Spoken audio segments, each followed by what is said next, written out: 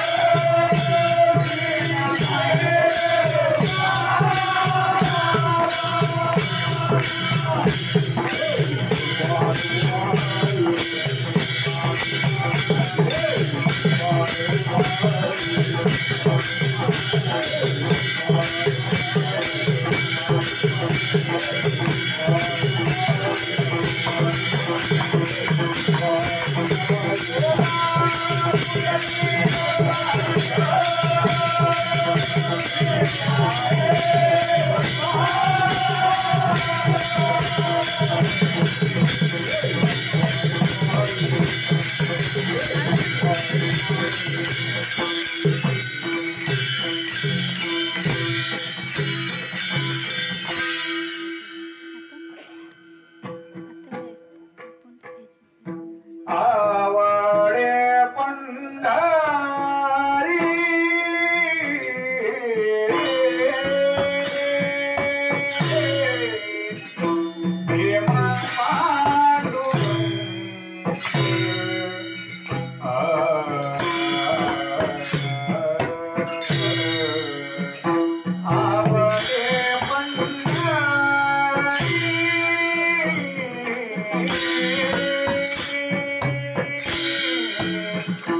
भीमा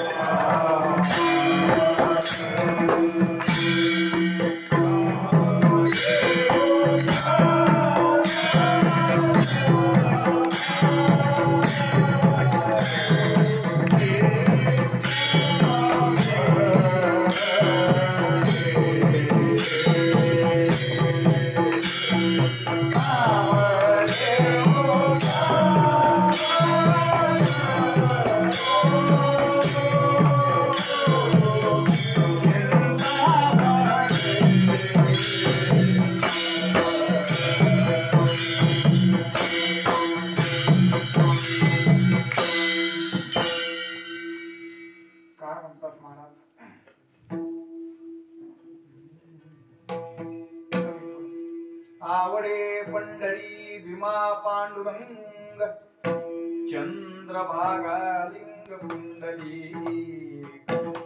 कामधेणू कल्पतरो चिंतामणी आवडीची धनी पुरविती. श्रीमंत जगद्गुरु तुकोबाराय या अभंगामधून त्यांच्या आवडीच्या गोष्टी या ठिकाणी विषद करतात. काय आवडे पंढरी भीमा पांडुरंग चंद्रभागा लिंग कुंडली. मला पंढरपूर आवडतं, चंद्रभागा आवडते, पांडुरंग राय आवडतात, कुंडलिक राय आवडतात. आवडतात. आता या गोष्टी महाराजांना का आवडतात तर त्याचं उत्तर दृष्टांत देऊन या ठिकाणी सांगतात. कामधेनु कल्पतरू चिंतामणी आवडीची धनी पुरविती. ज्याप्रमाणे कामधेनु कल्पतरू चिंतामणी हे माणसाच्या सर्व इच्छा यथोच्छ पूर्ण करत असतात, त्याप्रमाणे माझ्या आवडीच्या ज्या काही गोष्टी आहेत त्या माझ्या अंतःकरणामधील सर्व इच्छा पूर्ण करतात. आवडीच्या विषयाने सर्व इच्छा पूर्ण झाल्यामुळे काय अनुभव मला प्राप्त झाला. तुका मने जीवा थोर झाले सुख नाटवे हे भूक तहान काही. या गोष्टींपासून सुखाचीच मला प्राप्ती झाली. एवढं सुख मला प्राप्त झालेलं आहे, त्यामुळे आता तहान भूक सुद्धा मला आठवत नाही. एवढं सुख मला प्राप्त झालं. आता हा झाला एक अभंगाचा आपला थोडक्यात भाव. अभंगामधून तुकोबारायांनी त्यांच्या आवडीच्या गोष्टी या ठिकाणी सांगितलेल्या आहेत. जीवनामध्ये ज्या काही अतिप्रिय गोष्टी असतात त्याचे विषयी मनामध्ये अत्यंत जिव्हाळा तळमळ आसक्ती असणं म्हणजे त्याच्याविषयी आवड असते असा. आता आवड हा विषय बहुतांश करून सजीवाच्याच ठिकाणी आपल्याला पाहायला मिळतो आणि प्रत्येकाला कशाची ना कशाची तरी आवड ही असतेच. पण प्रत्येकाचे आवडीचे विषय हे ज्या त्या घटकावरती ज्या त्या क्षेत्रावरती ज्या त्या कार्यावरती अवलंबून असतात. कारण आवडीचा विषय हा एकच असतो असं म्हणता येत नाही. अनेक आवडीचे विषय होऊ शकतात. जसं एखाद्याला वाचायला आवडत असतं, त्याच व्यक्तीच्या ठिकाणी फिरण्याची आवड दिसते. त्याच व्यक्तीला खाण्यामध्ये एखादा पदार्थ आवडत असतो, त्याच व्यक्तीला एखादी कला कुठली तरी आवडत असते. म्हणजे हे अशा अनेक प्रकारच्या आवडी होऊ शकतात. तसं तुकोबारा या ठिकाणी म्हणतात की मला पंढरपूर आवडतं, चंद्रभागा आवडते, पांडुरंगराय आवडतात, पुंडलिकराय आवडतात. आता असं जेव्हा कोणी आपल्याला सांगतं की मला हे करायला आवडतं, ते करायला आवडतं, आमच्या ठिकाणी जायला आवडतं, तिकडं जायला आवडतं, अथवा एखादं ठिकाण हे माझ्या फार आवडीचं, हे असं जेव्हा कोणी तुम्हा आम्हाला सांगतं तेव्हा तुमच्या आमच्या मनामध्ये असा एक प्रश्न येतो की असं काय आहे नेमकं त्या ठिकाणी. जसं तुकोबाराय म्हणतात मला पंढरपूर आवडतं, मग असं काय आहे त्या ठिकाणी. गावासारखं गाव, नदी सारखी नदी, मंदिरासारखं मंदिर, देवासारखा देव, आवडण्यासारखं असं काय. कसं असतं पहा, आवडायचं जर म्हटलं तर आवडण्याचं प्रयोजन काहीतरी असावं लागतं. आणि आवड ही गोष्ट अशी आहे की ती कोणी सांगून आवड निर्माण करत नाही. एखाद्या प्रमाणानं सिद्ध होऊन आवड निर्माण होत नाही. हे तुला आवडलं पाहिजे असं म्हटलं म्हणजे आवड निर्माण होते असं नाही. आता एखाद्याला कारल्याची भाजी नाही आवडत, गोळाने माखलं तरी सुद्धा त्याच्याबद्दल आवड निर्माण होत नाही. म्हणून घरामधील मंडळी सांगतात अरे कारले हे आरोग्यासाठी चांगलं असतं, असं सांगितलं म्हणजे त्याच्याबद्दल आवड निर्माण होते असं नाही. म्हणून ते आरोग्यासाठी किती गुणकारक आहे हे विज्ञानाच्या प्रमाणानं सिद्ध करून आमच्या पुढे ठेवलं तरी त्याच्याबद्दल आम्हाला आवड निर्माण होत नाही. म्हणून शेवटी रागानं हे तुला आवडलंच पाहिजे असं म्हटलं म्हणजे काय आवड निर्माण होते का. अहो एखाद्याला एखादी गोष्ट आवडतच जर नसेल तर ते तुला का आवडत नाही असा त्याच्यावरती तुम्ही प्रश्न नाही ना करू शकत.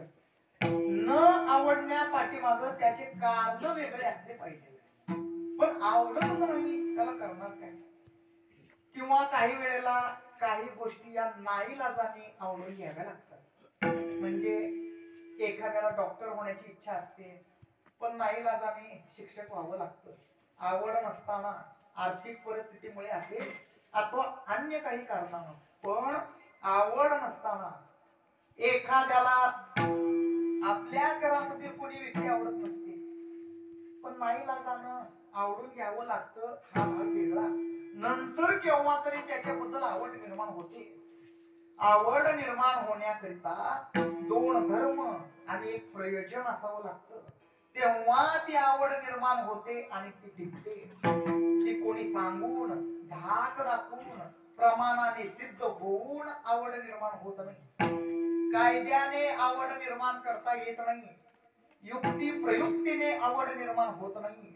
मग ती आवड कशी असावी लागते? आंतरी आवड असावी लागते. आता ही आंतरी आवड कशी निर्माण होते याचा विचार जर करायचा झाला तर तो सुद्धा करता येतो.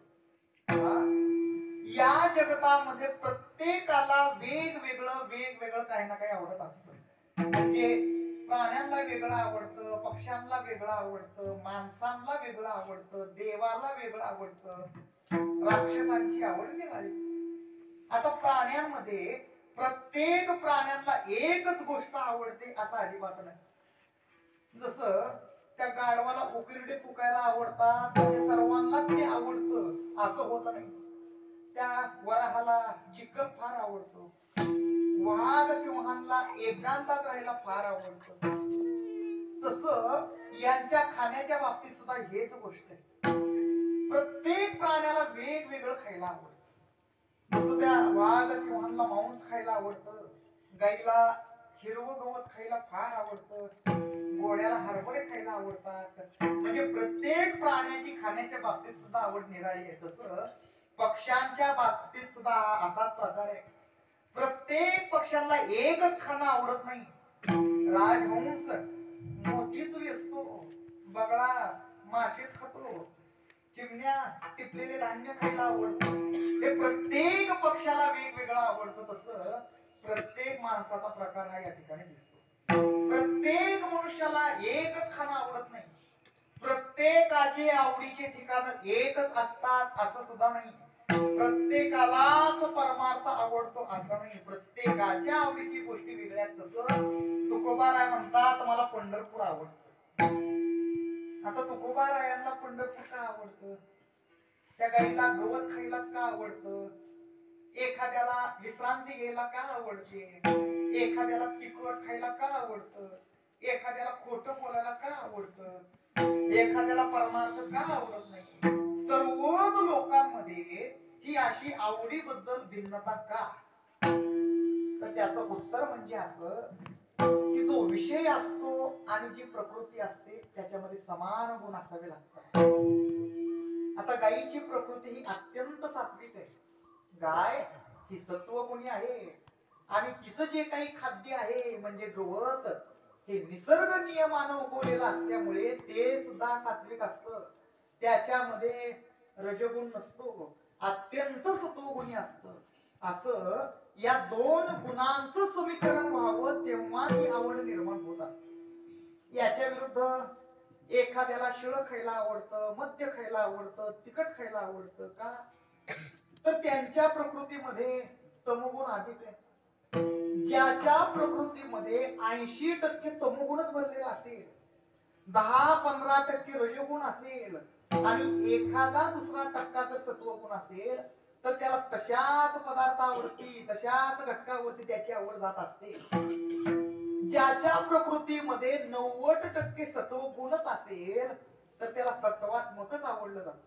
जेव्हा विषयातले हे दोन गुण समान होतात म्हणजे भोगाचे आणि भोक्त्याचे हे दोन गुण जेव्हा एकत्र येतात तेव्हा ते आवड निर्माण करतात.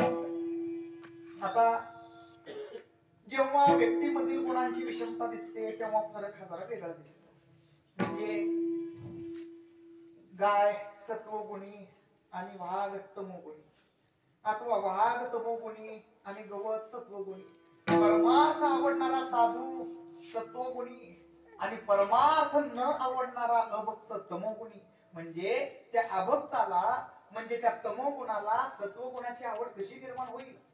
जेव्हा विषयातले हे दोन गुण समान होतात तेव्हा ते आवड निर्माण करतात. आणि एकदा आवड निर्माण झाली की त्या गोष्टी एकत्रितमधून बाजूला जात नसतात. अहो त्या भुंग्याला त्या कमलकंदाची किती आवड असते. ते कमळ सकाळी उमलल्यानंतर तो भुंगा त्याच्यामध्ये जाऊन बसतो. सायंकाळपर्यंत तो त्यातलं मकरंद सेवन करत बसतो. सायंकाळी ते कमळ मिटलं तरी त्याचं भान त्या भुंग्याला राहत नाही. तो आतमध्ये गुदमरून प्राण देतो, पण त्या कमळातून काही बाजूला होत नाही. त्या भुंग्यानं प्राण दिला, जीव दिला, पण ते कमळ शेवटपर्यंत सोडलं नाही. हे असं का? तर त्या कमळामधील गुण आणि त्या भुंग्याचे गुण हे एकत्र येतात आणि ते त्या वेळेला आवड निर्माण करतात. आता हे सगळं सांगण्याची गरज आपल्याला का पडली आहे?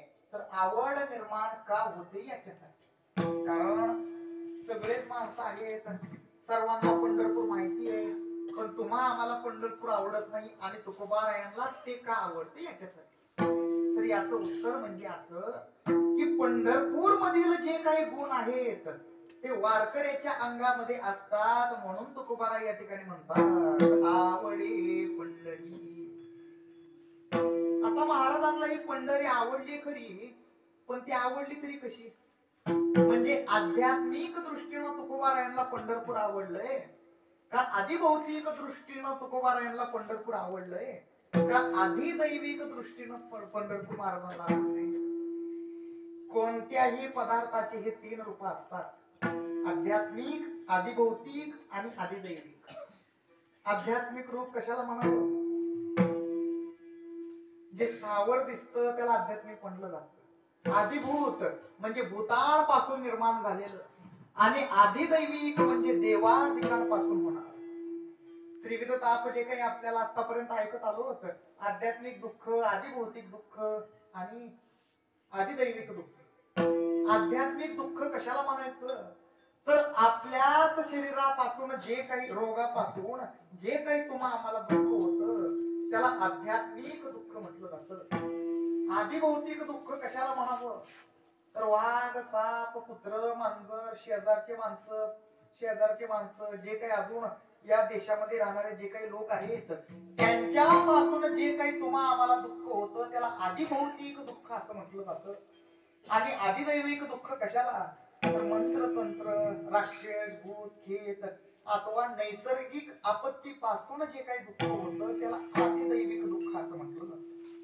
कोणतीही सुख दुःख हे या त्रिपुटीवरती अवलंबून असतात. तसं या ठिकाणी आवड शब्द घेऊन आपण या ठिकाणी विचार करायचा.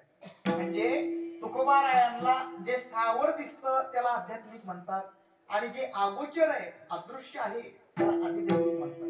म्हणजे तुकोबारायांना पंढरपूर आवडलं, मग ते आवडलं तरी कसं? आध्यात्मिक दृष्टीने आवडले का?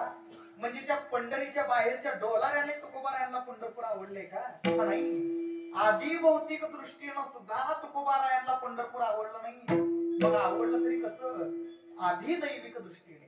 कसं? जे दिसत नाही असा परमात्मा तेथे आहे, त्या परमार्थाच्या दृष्टीनं म्हणजे त्याच्या आवडीने ती आवड निर्माण झाली. एक विषय तो सकाळा, एक विषय तो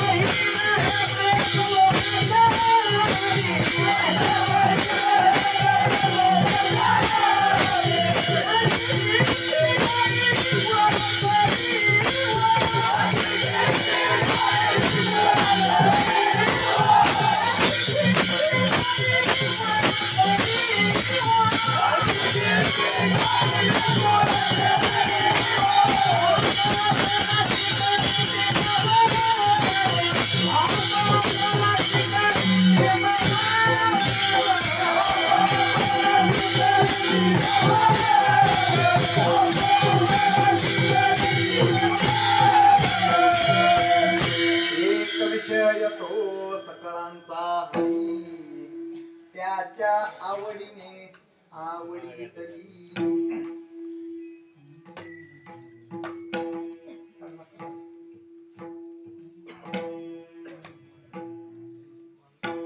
एक विषय तो सकळांचा हरी त्याच्या आवडीने आवडी तरी त्या गवळणींची काय अवस्था झालेली होती. स्वय सुखाचे झाले अनुभव एक एकी पाशी सांगतील भाव अवघ्या अवघा हा कैचा नवलाव सर्व साक्षी तेथीची त्यांचा जीव. त्या गवळणी भगवंता करिता काय काय करायच्या. भगवंता करता सगळं काही आवडून घ्यायच्या. यशोदा मातेचं बोलणं ऐकून घ्यायच्या. भगवंतानं खोड्या केल्या तरी त्या सुद्धा आवडून घ्यायच्या. भगवंतानं मडकी जरी फोडलं तरी त्या सुद्धा आवडून घ्यायच्या का. तर एक विषय तो सकळांचा हरी त्याच्या आवडीने आवडी तरी याला म्हणावं आदिदैविक. म्हणजे तुकोबारायांनाही पंढरपूर आवडलंय ते या आदिदैविक दृष्टीने आवडलं. कसं असतं पहा. एक मुख्य आवड असते आणि त्या मुख्य आवडी करता गौण आवड तयार होते आणि मुख्य आवडी करताच नावड ही माणसाला स्वीकारावी लागते. या अशा या तीन गोष्टी या एकमेकांशी गुंफलेल्या. जसं तुकोबाराय म्हणतात मला पंढरपूर आवडतं, चंद्रभागा आवडते, पांडुरंगराय आवडतात, पुंडलिकराय आवडतात. पण नेमकं काय आवडतं. प्रत्येक संसारिक माणसाच्या घरी चार गोष्टी असतात. चार गोष्टींचाच प्रपंच असतो. कोणत्या. धनदारा पुत्रजन बंधू सोयरे ते लांब गेलं पण महत्वाचं काय. धनदारा पुत्रजन. मग आता एखाद्याला विचारलं बायको आवडते का. हो आवडते. मुलगा आवडतो. पैसा आवडतो का. आवडतो. सत्ता आवडते का. कोणाला सत्ता आवडत नाही. हा सर्वांनाच आवडतं. पैसा, पत्नी, मुलगा, सत्ता हे सगळं काही सर्वांना आवडतं खरं. पण आवड म्हणून आवडतं की भोगा करता म्हणून आवडतं. मुला करता मुलगा आवडतो की भोगा करता म्हणून मुलगा आवडतो. पत्नी करता पत्नी आवडते का भोगा करता म्हणून पत्नी आवडते. पैसा करता पैसा आवडतो का भोगायला पैसा येतो म्हणून पैसा आवडतो. माना करता मान आवडतो की भोगा करता म्हणून माणसाला मान आवडतो. केवळ आणि केवळ स्वतःच्या भोगा करता या सगळ्या गोष्टी आवडल्या जातात. बायको ही माणसाची मुख्य आवड नाही. मुलगा ही मुख्य आवड नाही. पैसा सुद्धा मुख्य आवड नाही. एवढंच नाही तर आपलं शरीर सुद्धा हे माणसाची मुख्य आवड नाही. केवळ आणि केवळ स्वतःच्या भोगा करता या सगळ्या गोष्टी आवडतात. म्हणजे आवडी करता आवड. अवाटली असता बुद्धी विषय सुखाची परमावधी. जीव तैसा उपाधी आवडे लोका. म्हणजे मुख्य आवड ही माणसाची भोग आहे आणि भोगा करता या सगळ्या गोष्टी माणसाला आवडत असतात.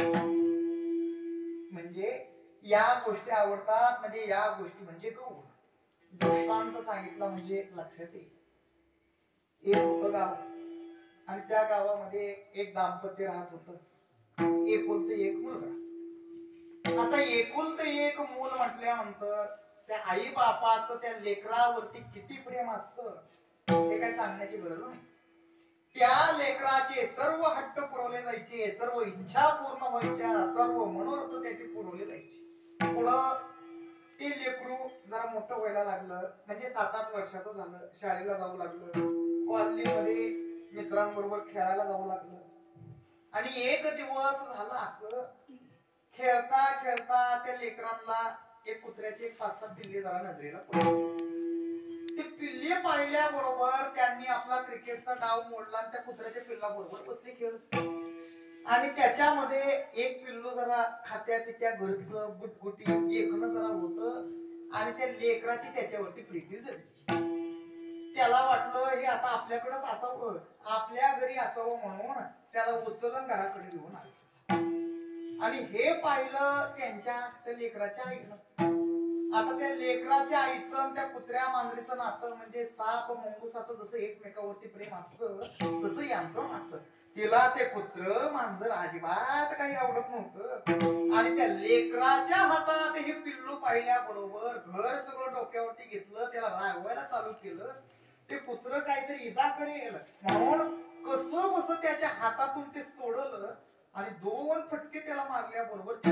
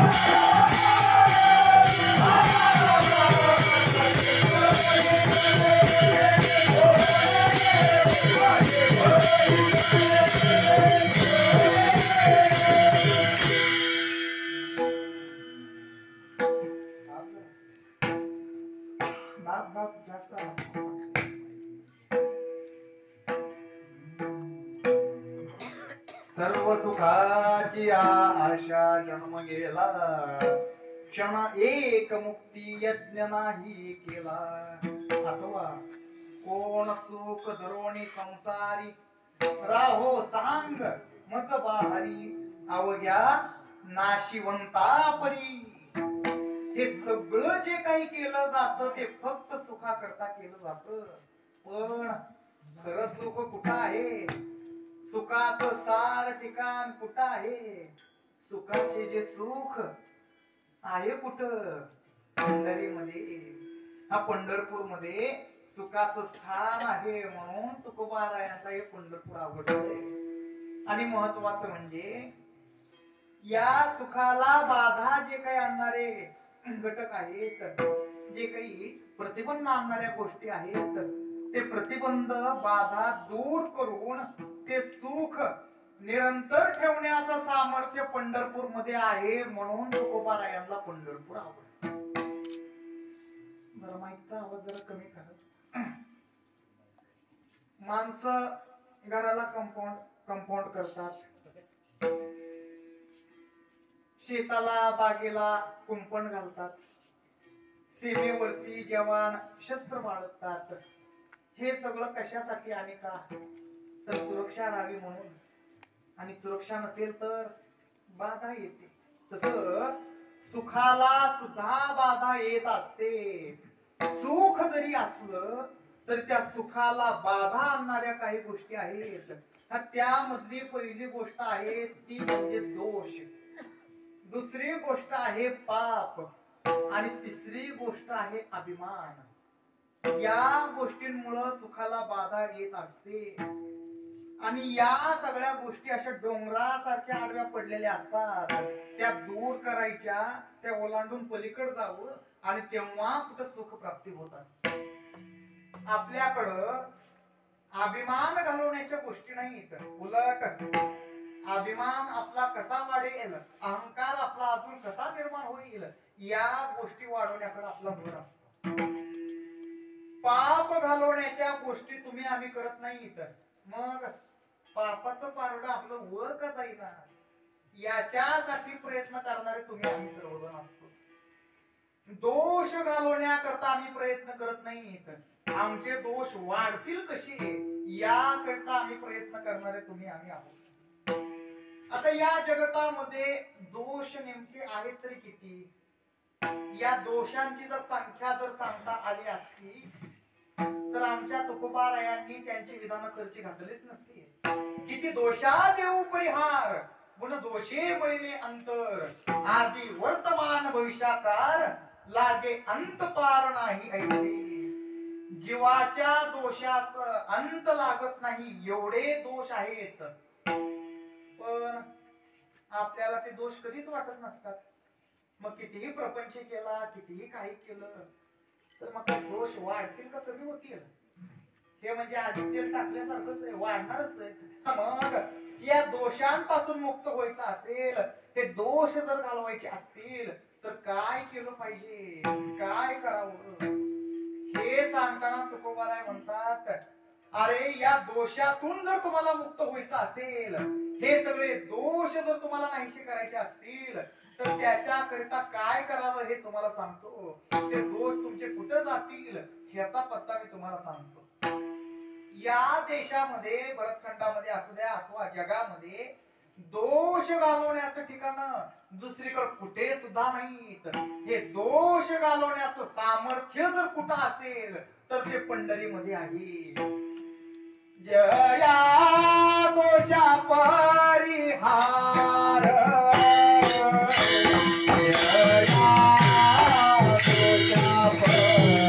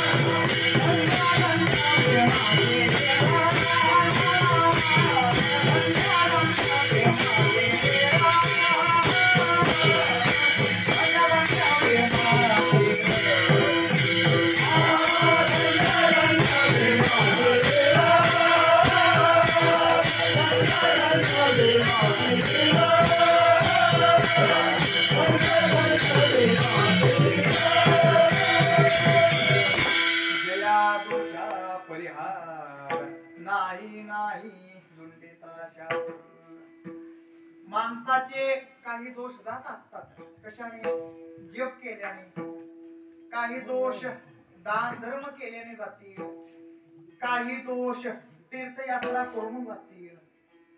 पण एखादा जर महादोष जर का असेल की जो तुम्हाला घालवता येत नाही असा नाही नाही धुंडिता शास्त्र, असा दोष कुठेच जात नाही ते हरती अपार पंढरपूर देखलिया. म्हणजे दोषाच्या